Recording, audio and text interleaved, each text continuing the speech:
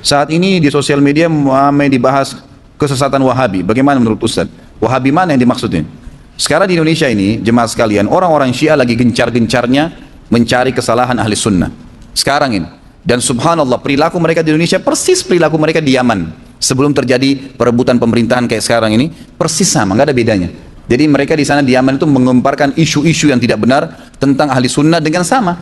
Perkataan Wahabi, seakan-akan Wahabi ini momok yang menakutkan, gitu kan? Dan itu pusatnya di Saudi. Padahal di Saudi ini orang belajar Al-Quran dan Sunnah. Pusatnya. Nabi Muhammad SAW 13 tahun di Mekah, 10 tahun di Madinah. Dan sampai hari ini sunnah Nabi SAW masih dijaga, masjidnya masih ada, ya. Kemudian ajaran-ajarannya masih semua sempurna.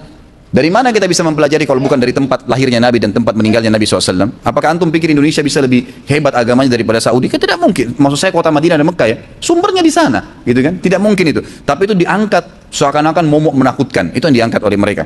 Lalu kemudian pemerintah Yaman mulai menangkap-nangkapi ulama-ulama Sunni, dai-dainya, dengan anggap mereka teroris lah, mereka berpaham radikal. Persis seperti di Jakarta sekarang. Sama kejadiannya, subhanallah. Sayangnya pemerintah kita nggak membuka mata masalah ini. Bahaya sekali. Saya sangat dukung ada salah satu mahasiswa tamat S3 kemarin di UIN itu di Makassar berhasil menulis disertasi dan dapat nilai yang bagus. Itu dia tulis Syiah mengancam, ya, mengancam NKRI. Memang betul itu. Dan itu terjadi, mereka memang seperti itu. Pada saat mereka, pemerintah sudah nangkapin ahli sunnah, sampai banyak masjid ditutup, rumah-rumah tahfidz Quran ditutup, dai-dai dikejarin, dipenjarain semuanya, mereka membalik menguasai pemerintahan. Itu yang terjadi. Akhirnya pada saat pemerintah sudah dikuasain, semua masjid dibakar, dirusak, wah penghafal Quran banyak dibunuh, udah luar biasa deh pokoknya. Makanya pada saat Presiden Yaman sadar, dia baru menyurat ke 6 negara Teluk untuk minta bantuan. Nah, masuklah Raja Salman membantu sekarang. Banyak orang tidak paham masalah itu, gitu kan? Ini bahaya sekali. Jadi kalau yang di Wahabi yang sering dilempar-lemparkan, dan saya tahunya itu sekarang. Istilah Wahabi ini tidak ada lain kecuali itu. Semua yang dari Saudi dianggap Wahabi, kan gitu. Karena di sana itu orang menjalankan sunnah yang murni. Pengajian saya sering dikatakan, oh pengajian Ustaz pengajian Wahabi. Kalau emang pengajian yang antum dengar dari awal tadi 2 jam dan setiap hari antum, tiap minggu antum datang, qala Allah, qala Rasul, begini pendapat ulama, kita jelaskan, antum anggap ini Wahabi. Inilah pemahaman yang benar. Al-Quran dan Sunnah disampaikan. Tapi momok itu ingin diangkat oleh orang-orang Syiah, karena yang banyak bongkar kedoknya Syiah itu orang-orang Saudi memang. Di Saudi, memang dari Madinah dan Mekah, gitu kan, yang membongkar mereka. Makanya mereka melempar momok itu. Jadi sebenarnya ini informasi cuma disebang-sempang siurkan yang tidak benar. Saya melihat Ustadz di TV bersama Ustadz yang suka mengadakan zikir berjamaah. Apakah Ustadz sudah sefaham dengan beliau? Kalau tidak, apakah Ustadz sudah di apa ini? Saya tidak jelas. Apa ini? Apa yang salah dengan apa yang beliau lakukan? Jadi memang saya diundang oleh beliau untuk ceramah, gitu kan? Diundang oleh beliau ceramah, dan beliau waktu mengundang saya ke masjidnya, dan beliau sempat memanggil saya di ruangan khusus di masjidnya dan mengatakan, dia panggil saya abang, dan dia mengatakan, bang, alhamdulillah saya hampir tiap malam ditemanin sama abang. Maksudnya apa? Dilihatin sama dia layar komputernya besar. Dia bilang, ini tiap malam saya nonton ceramah abang tentang dosa-dosa besar.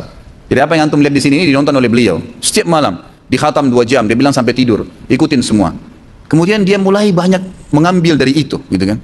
Artinya alhamdulillah orang yang punya nama di Indonesia yang diikuti oleh banyak masyarakat awam bisa mengikuti pengajian-pengajian yang mengikuti sunnah Nabi SAW. Bukankah itu satu hal yang positif? Banyak orang subhanallah menganggap kalau ada orang seperti itu dimusuhin, dijauhin. Ini pemahaman dari mana ini? Gitu kan? Ini aset-aset umat yang harus didakwain, diluruskan, dirangkul. Bukan malah dimusuhin. Gitu. Apalagi yang beliau lakukan itu adalah khilaf diantara ulama tentang boleh berzikir keras suara atau tidak. Itu kan khilaf diantara ulama. Ada yang mengatakan itu perbuatan bid'ah, ada yang mengatakan itu adalah bagian daripada, seperti Imam Nawawi mengatakan itu adalah ada hadisnya, gitu kan? Tidak boleh mutlak disalahkan 100%. Kan begitu. Jadi bukan apa yang dilakukan? Sembah kuburan? Enggak kan? Enggak ada sesuatu yang Allahu a'lam. Menurut saya, secara pribadi, kalau ada orang menyorotin perbuatan saya itu dianggap negatif, itu hak dia, silakan saja. Tapi kalau saya secara pribadi tidak menganggap itu sebuah kesalahan. Apalagi pada saat saya datang, beliau datang menjadi moderator, kemudian beliau membiarkan saya berbicara, menyampaikan banyak sekali masalah hukum syar'i. Alhamdulillah sering kali konsultasi, sering bicara. Ada sesuatu yang negatif. Dan saya melihat itu adalah satu hal yang positif. Saya melihat kehidupan beliau sehari-hari juga sangat bagus. Saya pertemukan keluarga saya dengan keluarganya, dan Masya Allah, sangat baik, gitu kan. Alhamdulillah tidak ada sesuatu yang, saya tidak melihat hal yang riskan berhubungan dengan masalah kerusakan akidah atau apa. Tidak ada sesuatu yang fatal di situ. Hanya karena masalah zikir, dan zikir itu di awal-awal acara, setelah itu baru masuk kepada ceramah. Mayoritas ceramah kan gitu. Baik, kadang-kadang subhanallah orang lupa, dia lupa menangkap maslahat besar, ya, dan dia tunda itu gara-gara masalah kecil, gitu kan. Nggak bisa, ini pemahaman fikih yang harus difahami dalam masalah ini. Bagaimana pendapat tentang perang di Yaman sudah saya jelaskan. Peperangan ini peperangan yang positif dan memang semestinya terjadi. Allahu alam. Nah, memang tidak layak lagi orang-orang itu dibiarkan karena mereka, kalau antum mungkin tidak tahu ya, tidak paham apa yang terjadi di Yaman. Pemerintah kita banyak yang tidak paham. Orang-orang Indonesia banyak yang tidak paham apa yang terjadi di sana. Mereka membakar masjid ratusan, membakar Quran, membunuh kaum muslimin, dai-dai banyak dibunuh para ulama. Tidak diekspos itu. Yang diekspos adalah penyerangan Saudi. Disoroti negara Wahabi menyerang, inilah dan itulah. Ini ketidakfahaman gitu, ketidakfahaman saja. Menanggapi jawaban Ustadz pertanyaan Rabu lalu mengenai boleh tidak kita mendonor organ tubuh kita apabila sudah meninggal, maka sebaiknya jangan. Lalu apabila salah seorang keluarga mengalami masalah penyakit kronis hingga butuh transportasi ginjal, apakah kita boleh mendonorkan ginjal tersebut? Apakah ada dalilnya dari Quran dan Sunnah berkaitan dengan transplantasi ya organ tubuh? Saya tidak pernah bahas minggu lalu ini. Ini sudah lama saya bahas. Seingat saya minggu lalu nggak pernah bahas masalah organ-organan ini. Jadi Allah alam, yang saya tahu memang jangan. Pendapat jumhur ulama mengatakan tidak ada hak seseorang manusia mengeluarkan anggota tubuhnya diberikan kepada orang lain, kecuali yang memang sifatnya refill, terisi ulang, darah didonorkan, kita makan bisa kembali. Tapi kalau ginjal, mata, telinga, apa hak anda mencabut itu? Badan ini diberikan oleh siapa? Oleh Allah Subhanahu Wa Taala. Masalah keluarga kita membutuhkannya, kalau tidak bisa memang diapain? Memang tidak bisa. Serahkan saja kepada Allah Subhanahu Wa Taala, gitu kan? Bukan berarti kita tidak ikhtiar ya, bukan berarti tidak, tapi memang tidak bisa. Yang saya tahu itu, kalau anda memang punya pendapat dari ustadz lain yang memang anda bisa pegangin, yang memang membolehkan, silahkan saja. Saya tidak melarang masalah itu. Boleh nggak apabila sholat membaca surah pendek berulang? Misalnya rakaat pertama dan kedua kita membaca surah An-Nas misalnya. Sebaiknya jangan diulangi surahnya, karena Nabi SAW tidak pernah mengulangi surah dalam dua rakaat yang bacaan yang sama. Misalnya rakaat pertama, rakaat kedua, An-Nas, dua-duanya itu tidak pernah disebutkan dalam riwayat. Tapi boleh dalam satu rakaat membaca beberapa surah. Itu Nabi SAW lakukan. Pernah beliau sholat malam dengan Abdullah bin Umar, beliau membaca 5 surah sekaligus, gitu kan? Al-Baqarah sampai An-Nisa. Bacaan tahiyat yang benar seperti apa? Apakah boleh ada bacaan salawatnya? Karena ada yang bilang tidak boleh ada tambahan salawat. Ada salawat. Siapa yang bilang tidak ada? Ada kan? Nah, tahiyatulillah wassalawat sampai selesai, kemudian kita baca Assalamualaikum ayuhan nabi warahmatullahi wabarakatuh, dan seterusnya kita membaca salawat. Ada salawatnya, itu riwayat sahih. Bisa kembali kepada buku panduan sifat salat Nabi yang sering saya bawakan itu, terbitan Pustaka Ibnu Umar. Katanya disarankan berbanyak doa saat sujud terakhir. Apakah benar? Bacaan seperti apa? Ataukah boleh mengucapkan doa secara umum saja yang kita minta? Boleh saja, dan bukan di sujud terakhir, di semua sujud. Karena sabda Nabi SAW, kalau kalian ruku agungkan Allah, kalau kalian sujud perbanyaklah doa, karena sangat jarang doa ditolak pada saat sujud. Saya akhwat yang bisa dikatakan sudah cukup umur untuk menikah, 30 tahun. Tadi saya sudah bilang jangan tanya menikah. Dan saya juga ingin segera menikah. Siapa ini? Siapa yang siap nih? Namun hingga saat ini belum ada jodoh yang didekatkan oleh Allah. Alhamdulillah bulan lalu saya sudah memutuskan untuk berhijab sebagai bentuk kepatuhan saya kepada Allah. Yang menjadi pertanyaan saya, bagaimana caranya saya untuk bersabar menghadapi ya Pak Ustaz, apa ini? Karena saya kadang sering banyak berpikir apa yang salah dengan saya, ditambah lagi banyak tekanan dari orang tua, terutama ibu saya. Saya sangat ingin membahagiakan beliau, tapi kadang saya bingung bagaimana menyikapi sikap ibu saya yang selalu menekan saya sampai-sampai pernah jatuh sakit karena memikirkan saya. Kadang saya jadi berpikir untuk kabur dari rumah karena saya tidak mau jadi beban orang tua. Karena saya belum menikah hingga saat ini. Saya tidak ngerti nih, ibunya larang nikah maksudnya. Kalau ibunya larang nikah, tidak ada haknya beliau melarang nikah. Nikah kan sunnah Nabi SAW, perintah agama. Nggak boleh orang tua melarang. Dan anda kalau sudah kedatangan laki-laki yang sudah jelas dalam agama dikatakan yang kalian ridhohi akhlak dan agamanya, itu kan jelas. Nah itu maka dinikah, maka terimalah nikahnya, gitu kan? Disuruh terima nikahnya, maka nikah saja. Subhanallah, semua orang biasanya diberikan sinyal. Ya, diberikan sinyal. Kalau emang ada sinyal datang, Anda terima dan istikharah.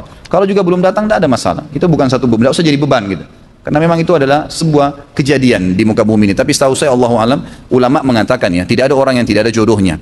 Saya yakin pasti dalam kehidupan Anda pernah terlintas ada orang yang berusaha untuk menikahi Anda, tapi mungkin ada hal-hal yang jadikan sebagai bahan pertimbangan. Cobalah lebih peka dan berdoa kepada Allah Subhanahu Wa Taala. Kalau masalah orang tua Anda atau ibu Anda menahan Anda untuk tidak menikah, itu tidak ada hak beliau di situ, tidak boleh. Dan kalau Anda tetap menikah berarti bukan berarti durhaka, ya, bukan berarti durhaka. Bagaimana cara menjaga sholat untuk khusyuk? Bolehkah diulang-ulang jika merasa tidak khusyuk? Nggak boleh. Khusyuk ikuti rukun dan syaratnya, gitu kan? Ikuti wudunya benar, gerakannya dengan tumaknina, bacaannya dengan tenang, itu khusyuk. Konsentrasi maksudnya khusyuk itu. Ya bagaimana sih kita konsentrasi? Bagaimana antum pada saat lagi lapar atau lagi makan ayam sama sambal, bagaimana caranya untuk konsentrasi? Jangan bayangkan makanan lain. Kalau bayangkan kambing, sapi, semua tidak enak nanti ayamnya, gitu kan? Konsentrasi, makan di situ, fokus. Kalau orang lagi menikah, berhubungan biologi sama istrinya, jangan bayangkan wanita lain. Tidak mungkin dia fokus, ya memang begitu, konsentrasi. Dan itu bagian daripada zina yang dilarang gitu kan. Contohnya, seperti itulah kalau sholat, jangan bayangkan yang lain. Tepis semua godaan syaitan, karena setiap kita sholat, setiap kita ibadah pasti terlintas godaan syaitan, kita boleh tolak. Kita punya hak untuk tolak. Tentu kiat-kiatnya banyak yang mengikuti syarat dan rukun, kemudian juga sadar kalau ada syaitan yang akan menggoda, dan jangan terima opsi-opsi syaitan kan terus menyerang ya. Ingatin kunci yang hilang, kita tolak, diingatin janjian, ditolak, kita diingatin pertengkaran, kita tinggal tolak aja. Selama kita tidak iyakan berarti kita tetap dapat pahala maksimal. Karena tidak mungkin kita mengatakan tidak ada godaan syaitan, nggak mungkin. Dalam semua ibadah pasti akan ada godaan syaitan. Apakah jika terlintas pikiran kotor sholatnya tetap sah? Tetap aja, tapi kenapa harus ada pikiran kotor? Apakah sholat subuh yang dicontohkan Rasulullah SAW dengan kunut? Kalau yang hadis sahih tidak. Kalau yang hadis sahih tidak. Dan beliau pernah kunut subuh itu pada saat kunut nazilah, ya, di mana ada penyerangan atau pembunuhan 70 sahabat oleh beberapa suku Arab yang berkhianat, yang berkhianat. Masalah riwayat yang mengatakan Nabi SAW tidak pernah meninggalkan kunut, ya, ini pada waktu subuh sampai beliau meninggal, ini dilemahkan oleh para ulama karena ada beberapa rawinya yang memang dinilai lemah oleh para ulama. Tapi ini bukan satu hal yang harus diperselisihkan ya. Allahu alam. Saya tetap melihat seperti pendapat Ibnu Qayyim rahimahullah. Beliau tidak menjadikan itu sebuah permasalahan. Kalau antum masuk ke masjid lagi kunut, antum kunut saja bersama mereka. Ya kan gitu. Sampai Imam Ahmad mengatakan, siapa yang sedang sholat dan imamnya kunut dan dia tidak mau ikut, maka sebaiknya nggak usah dia sholat berjamaah. Artinya ikut saja. Imam Ahmad yang mengatakan, melemahkan hadis tentang kunut subuh, beliau mengatakan kalau sedang sholat bersama imam yang kunut, kunut saja. Dan yang tidak mau kunut, nggak usah ikut sholat berjamaah. Artinya lebih baik kunut, ikut saja. Gitu kan. Itu pendapat Imam Ahmad yang memang melemahkan hadis tersebut. Jadi ini bukan hal yang harus diperselisihkan. Bahkan tetap sholat subuh, jika bolehkah tetap sholat subuh jika ketika bangun tidur sudah lewat waktu subuh, misal jam 6, tetap saja. Apakah sholat asar jika karena ada udur boleh diqadha di waktu maghrib? Udurnya seperti apa dulu? Nah, tidak ada udur sebenarnya. Ya, tidak ada udur. Karena sholat itu tetap harus dilakukan dalam keadaan apapun. Sedangkan lagi berperang, berkecamuk perang, kita lagi bacot-bacotan sama musuh. Waktu masuk sholat semampunya dengan isyarat mata pun. Lagi di bus, di kereta, duduk sholat. Tidak ada air tayammum. Nggak ada udur apa kira-kira?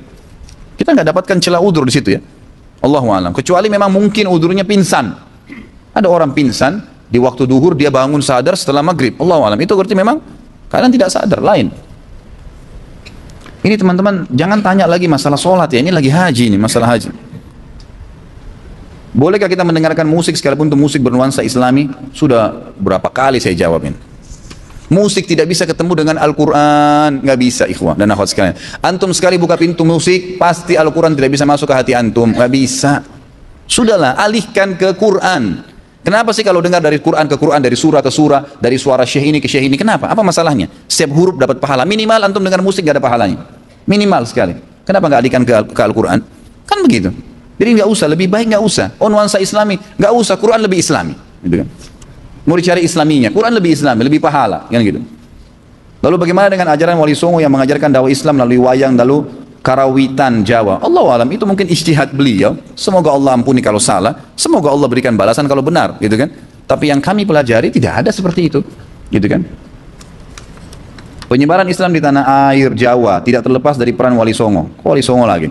Wali Songo mengadopsi pendekatan secara kultur berdasarkan adat kebudayaan. Misal lahirnya wayang nyanyian Jawa. Pertanyaan, bagaimana dengan ajaran Rasulullah SAW? Bahwa ketika kita menyiarkan Islam diperbolehkan dengan cara seperti itu. Jadi kita lihat Nabi SAW, kita kan punya panutan, punya kiai, punya ustadz. Pernah nggak antum dengarkan riwayat dalam sirah Nabi menyanyi? Pernah nggak?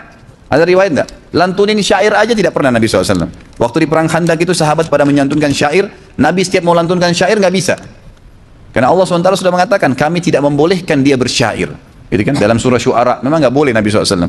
Maka memang dijauhi. Sudah ada Nabi SAW, sudah ada Abu Bakar, sudah ada Umar. Tidak pernah ada dinukil kepada kita lagunya Nabi, lagunya Abu Bakar, lagunya Umar, nggak ada. Gitu kan?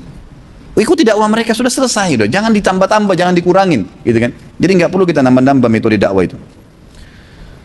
Anak akhwat, mau nanyakan bagaimana caranya Ustaz untuk bisa memperbaiki akhlak dan menghiasi diri dengan akhlak yang mulia. Sedangkan diri ini kadang masih suka terpancing emosi, gampang marah, dan juga kurang supel. Bagaimana solusinya Ustaz? Ilmu agama. Ilmu. Kalau kita terbiasa dengan satu perbuatan buruk, maka cari tahu ancamannya Allah di sifat buruk itu. Biasa bohong, suka emosi, kan gitu. Apalah ya, sifat-sifat buruk. Maka kita tinggal cari ancamannya Allah di situ. Apa sih? Kenapa Allah larang? Oh, ternyata orang yang bohong itu diginiin, nanti orang yang riba itu diginiin, orang yang zina itu diginiin. Jadi kita akan tinggalkan dengan sendirinya. Cara yang terbaik pertama nuntut ilmu dan cari hal-hal yang kita masih belum bisa ubah, ancaman Allah di situ apa. Yang kedua, bentuk komunitas, berteman dengan orang-orang yang baik. Ini selalu saya ingatkan. Berteman dengan orang yang kalau ketemu selalu ngomong masalah pengajian, masalah ilmu, masalah hadis, masalah sabab nuzul, kisah para sahabat dan sahabiat. Ini yang kita temanin. Maka kita akan otomatis terpengaruh, gitu kan? Otomatis terpengaruh dengan teman-teman tersebut. Kemudian lingkungan, tempat kita bekerja, tempat kita biasa interaksi. Cari tempat-tempat yang memang membantu kita untuk itu, supaya kita bisa Islami. Insya Allah bisa. Ana baju hijrah di tahun kemarin. Apakah ada tandanya jika taubat kita diterima oleh Allah SWT? Tidak ada tanda. Tidak pernah ada tanda-tanda taubat itu akan diterima atau tidak. Itu setahu saya Allah Alam tidak ada. Tidak ada masalah itu. Jadi apa ya? Taubat saja, ikuti syaratnya dan yakinlah Allah terima. Begitu saja dengan izin Allah Subhanahu wa taala. Saya memilih dua orang tua kandung dan angkat. Saya memiliki dua orang tua dan angkat. Saat ini saya tinggal bersama keluarga angkat saya. Dari kecil saya bersama mereka. Saat ini saya dilema dengan mengurus orang tua angkat saya atau kandung yang lebih utama. Sedangkan orang tua kandung ada di Jatim. Tentu orang tua tetap orang tua kandung. Orang tua angkat kita tetap berbuat baik dengan mereka, gitu kan, semampunya. Tapi tidak boleh meninggalkan orang tua. Kalau orang tua kita pun tidak urus kita waktu kecil, meninggalkan kita, membengkalikan, memukul kita, hukum syar'i atau mereka kafir, hukum syar'i kita nggak boleh meninggalkan bakti dengan mereka, nggak bisa, nggak gugur itu, terpisah ya. Masalah orang tua tidak menjadikan haknya anak, dia berdosa. Tapi masalah anak membalasnya dengan durhaka nggak boleh, dia juga dosa, nggak bisa, nggak ada udurnya untuk itu. Dahulukan orang tua, tetap saja. Masalah di Jatim mungkin bisa dikirimin apa kebutuhannya, dibantu. Karena di Jakarta tetap kita tinggal serumah dengan orang tua angkat dan kita memberikan yang kita mampu. Tetap kita prioritaskan orang tua kita. Bagaimana cara membayar dam umroh yang sekian tahun yang lalu ketika sudah ambil mikot pakai minyak kayu putih, lupa untuk bayar dam. Ketika itu dan mutawifnya bilang tidak perlu bayar dam. Jazakallah khair. Saya mau tanya dulu, atau ini dijawab secara, tentu dijawab sendiri ya bagi penanya. Kalau seandainya pada saat itu Anda pakai minyak kayu putihnya sengaja, tahu hukumnya itu tidak boleh, tapi dipakai, maka itu kena dam. Dan caranya sederhana, kalau ada keluarga yang lagi umroh, ada yang lagi haji, titipin aja uang. Atau Anda datangin travel mana saja di Jakarta, sampaikan mungkin terutama insya Allah travel-travel yang sudah mengikuti sunnah, datangin, saya pernah harus bayar dam di musim haji, tolong saya titipin ini. Berapa sih dam? 400 real, ini 400 real saya bayar, gitu kan? Itu bisa, sekapan saja Anda datangin bisa. Tapi kalau Anda lakukan tidak sengaja, setelah pakai baru sadar, itu tidak ada dam memang, nggak ada dam di situ, tidak sengaja. Gitu. Apakah boleh berdoa sambil menangis dan menempelkan wajah, dada dan tangan ketika berdoa di multazam? Ini tidak ada sunnahnya, tidak ada pernah ada riwayat menjelaskan di multazam boleh orang melakukan bergelantungan, menciumnya atau menempelkan pipi, ini tidak pernah. Tapi memang banyak orang yang melakukan ya, banyak orang melakukan di pintu Ka'bah. Setahu saya tidak pernah ada riwayat yang menjelaskan masalah itu. Apa itu dam di dalam haji? Dam itu kurban, disembelihnya kambing karena pelanggaran yang terjadi. Apakah tahallul merupakan sunnah dari zaman Nabi Ibrahim alaihissalam? Allahu alam kalau tahallul. Saya tidak tahu, yang saya tahu dari zaman Nabi SAW. Apakah itu dari zaman Ibrahim? Karena tadi rentetan sejarah semua memang tidak ada tahallul. Tidak ada tahallul ya. Jadi yang kita tahu, Allahu alam. Mungkin ada, saya tidak tahu. Yang saya tahu di zaman Nabi SAW.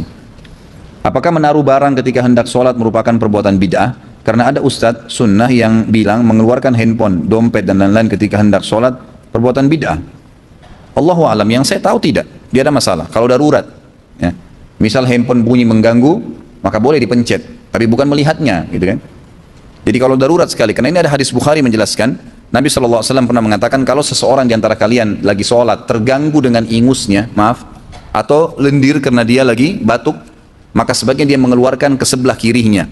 Karena di depannya Allah dan sebelah kanannya malaikat. Ulama mengambil daripada hadis Bukhari ini yang sahih, bahwasanya boleh seseorang kalau terganggu dalam sholat menyelesaikan itu, tapi sebatas mengingatkan. Makanya fatwa ini dilebarkan oleh para ulama sekarang, seperti orang kalau safnya tidak rapat di sebelah, ditarik tangannya temannya di sebelah untuk merapatkan saf, dibolehkan. Saf kosong dia melangkah, karena hadis Nabi SAW mengatakan sebaik langkah yang terbaik di muka bumi adalah langkah yang memenuhi saf yang sedang kosong, kan gitu. Jadi Allahu alam, kalau saya lihat dari pendapat-pendapat ulama yang saya ketahui, kalau itu darurat maka nggak ada masalah. Darurat, gitu kan, bukan disengaja. Dan Imam Syafi'i rahimahullah mengatakan ini pendapat yang paling tegas ya dalam masalah gerakan sholat. Beliau mengatakan kalau orang melakukan gerakan sholat 3 kali secara sengaja, sia-sia, batal sholatnya, kata Imam Syafi'i. Tapi dalam 3 kali itu adalah kalau terisi dengan gerakan sia-sia. Selama bukan gerakan sia-sia, darurat, dia flu berat, netes terus ingusnya, maka dia darurat. Kalau dia tidak ngusap dengan sapu tangan atau tisu, maka akan terus mengganggu sholat dia dan bisa mengotori sejadah, maka boleh dia mengusapnya. Ini bukan gerakan sia-sia. Karena Imam Syafi'i pun yang paling tegas dalam pembatalan sholat dengan gerakan mengatakan kalau 3 kali sia-sia. Tapi kalau 3 kali itu tidak sia-sia, maka tidak ada masalah bagi beliau. Jumhur ulama lebih terbuka lagi. Jadi kan lebih terbuka lagi. Apakah bacaan ketika hendak iqamah? Adakah bacaan ketika hendak iqamah? Sebagaimana ketika azan, ada azan, yang saya tahu adalah mengikuti seperti ucapan muadzin pada saat iqamah. Karena Nabi SAW mengikutinya. Dan pada saat terlintas qad qamatis shalah, itu beliau membaca aqamahullahu wa adama. Gitu kan? Itu ada riwayat diriwayatkan oleh Imam Ahmad yang saya ketahui, Allahu alam. Setelahnya nggak ada doa khusus. Karena doa itu cuma ada doa setelah azan. Ketika orang makan atau minum pakaian makan, minum atau pakaian haram, maka doa orang tersebut tertolak. Namun apabila dia dizalimi, apakah doanya akan dikabulkan? Karena doa orang yang terzalimi makbul, tetap diterima. Tetap diterima walaupun makanan minumannya haram, tapi kalau dia terzalimi doanya diterima karena ada indikasi yang membuka dia untuk bisa diterima doanya. Masalah dia terzalimi. Apakah boleh membedakan harga barang yang saya jual kepada pelanggan utama? Ini apa hubungannya sama haji ini?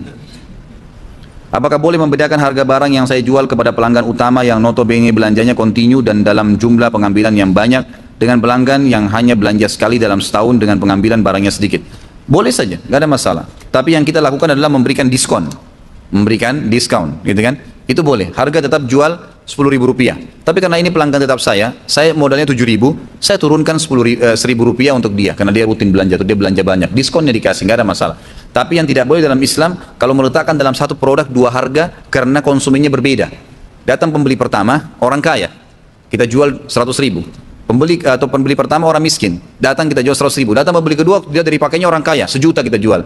Nggak boleh, karena kita melihat penampilannya saja orang, itu nggak boleh. Berarti sengaja meletakkan 2 harga di satu produk dengan melihat kondisi saja. Tapi kalau kita memberikan diskon karena orang itu beli banyak, memang niatnya itu beda dia dari niatnya, maka nggak ada masalah.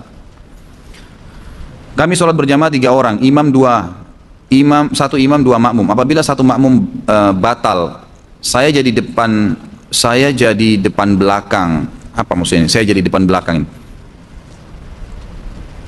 Saya jadi depan belakang. Apa yang harus dilakukan? Apakah makmum harus maju?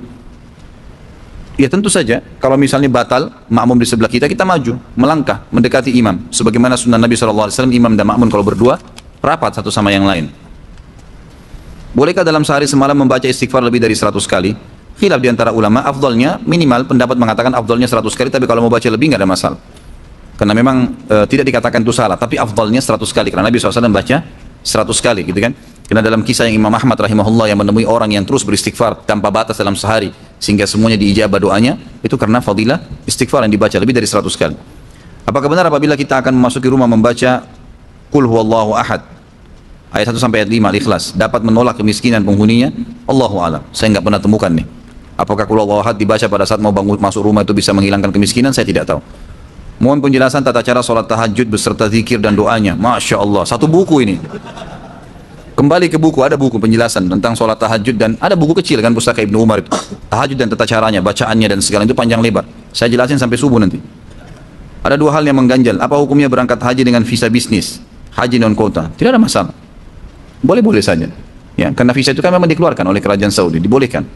Saat ini banyak travel membolehkan wanita tanpa mahram berangkat umroh haji dengan dalih pemerintah mahramnya, apa hukumnya? Tentu sudah pernah panjang lebar saya jelaskan ini, dan mohon maaf saya tidak jawab lagi ini karena sudah sering saya ulangin perselisihan ulama. Bisa kembali ke YouTube, lihat aja nanti di sana.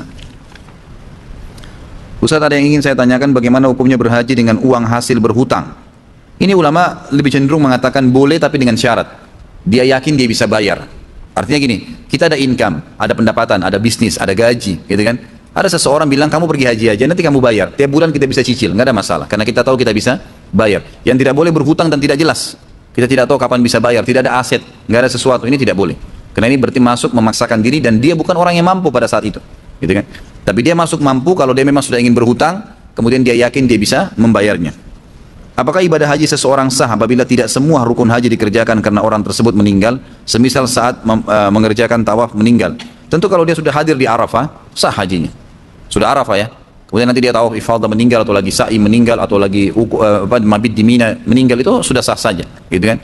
Tapi kalau dia meninggal sebelum haji, maka insya Allah kita berharap Allah berikan pahala haji ya. Tapi apakah dia sudah berhaji ya? Belum pada saat itu, karena belum hadir di Arafah. Berapa waktu yang lalu saya bertemu dengan orang yang meyakini bahwa Allah tidak berada di atas arsy.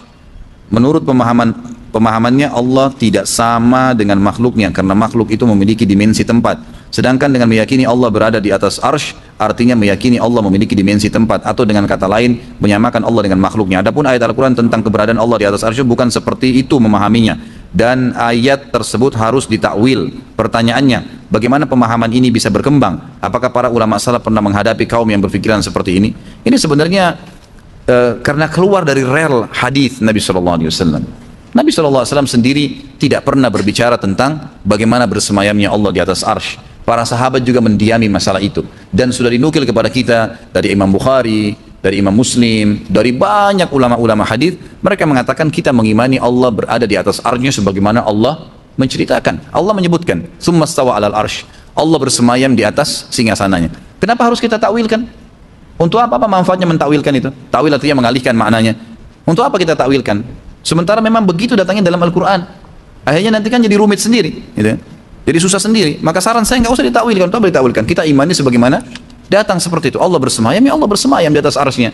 Ada lagi yang kembangkan pengatakan kalau Allah itu adalah awal. Allah itu awal. Berarti kalau kita mengatakan Allah itu awal, berarti Allah itu ada sebelum singgasananya. Ya gitu kan. Bagaimana memahaminya? Loh, kita jangan terlalu jauh mengorek-ngorek dalil yang kita tidak punya ilmu di situ. Masalah Allah memang awalnya menciptakan qalam, kemudian apakah waktu itu sudah diciptakan arsy atau tidak, kan tidak ada penjelasan. Tapi yang jelas hadis cuma mengatakan awal yang Allah ciptakan qalam lalu Allah suruh tulis, gitu kan.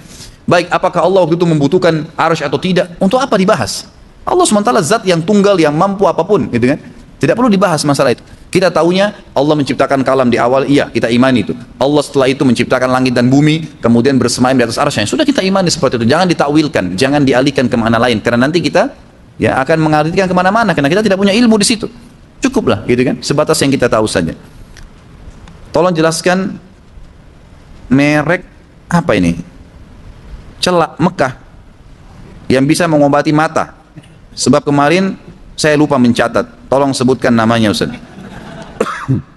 Bukan celak Mekah. Celak yang disunahkan oleh Nabi SAW, gitu kan? Kalau celak yang disunahkan Nabi SAW itu namanya ithmit. Alif, tha, mim, dal. Kata Nabi SAW, pakailah ithmit karena dia akan menguatkan pandangan mata kalian dan menumbuhkan bulu mata. Ithmit ada dua macam, ada yang merah, ada yang hitam. Ada yang panas dan ada yang dingin. Biasanya itu dipakai di zaman Nabi SAW. Kalau yang panas itu dipakai di musim dingin, kalau yang dingin dipakai di musim panas. Dan biasanya kalau yang panas itu yang berwarna merah. Jadi kalau antum beli ithmit itu banyak kok. Di mana-mana di Tanah Abang sini banyak, gitu kan. Kalau lagi umroh juga boleh. Harganya sekitar 10-15 rial kalau di Saudi. Bisa dibeli kemudian dipakai. Laki-laki dan perempuan boleh pakai, nggak ada masalah, gitu kan. Dan sudah saya jelaskan pertemuan yang lalu. Jadi kita letakkan di antara bulu mata kita, boleh saja, gitu kan. Tapi kalau antum pakai yang merah biasanya panas, jadi jangan kaget. Memang itu biasa dipakai di musim dingin, gitu kan. Kalau dia dingin, musim dingin biasa dipakai yang hitam. Jadi boleh-boleh saja, nggak ada masalah. Namanya ithmit. Allahu alam. Atau uangnya lebih baik digunakan untuk membantu saudara muslim yang masih kekurangan secara ekonomi. Umrah haji, silahkan berulang kali, nggak ada masalah. Kalau masalah ada keluarga yang mau dibantu, tetap bisa dikombinasikan kok. Jadi jangan posisikan diri seakan-akan tidak ada opsi tengah.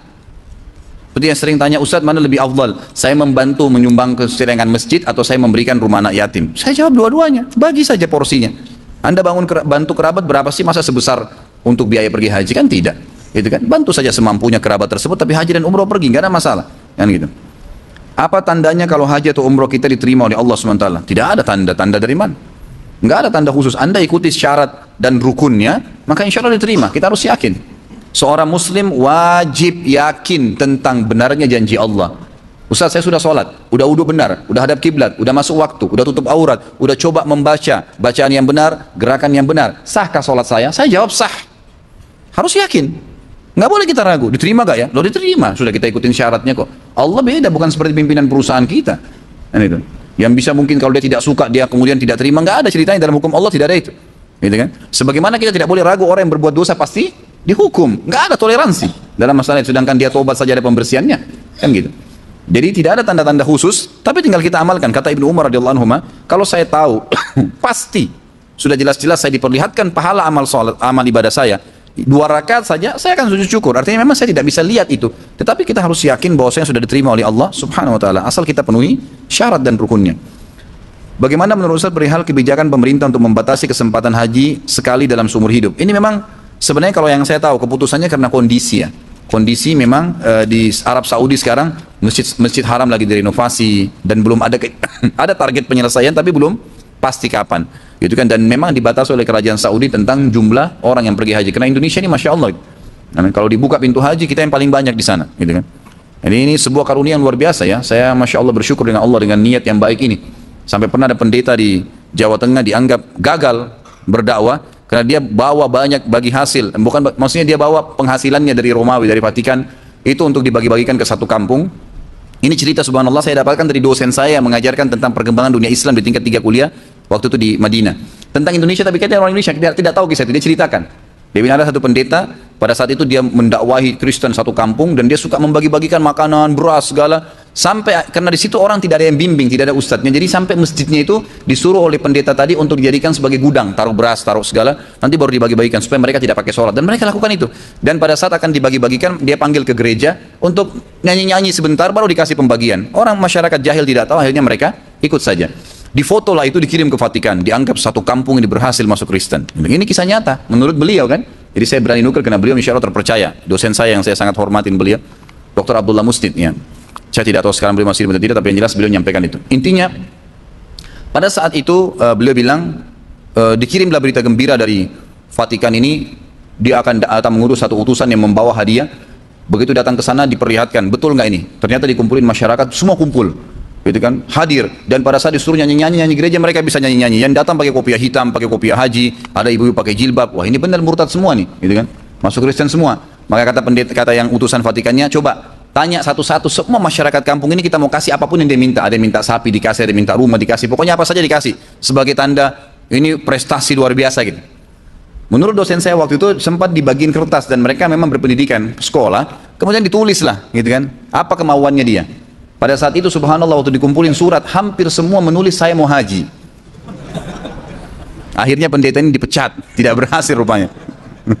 Itu salah satu cerita. Artinya orang kita Masya Allah kalau soal haji ini ya bagus lah. Anda mau lakukan perjalanan dari Jakarta ke Padang dengan pesawat. Semisal Anda berangkat jam 18.30 dari Jakarta dan nanti akan tiba di Padang jam 20.30. Apakah Anda perlu melakukan sholat jamak atau qasar untuk sholat isyaknya? Bagaimana cara sholat jamak dan qasar tersebut?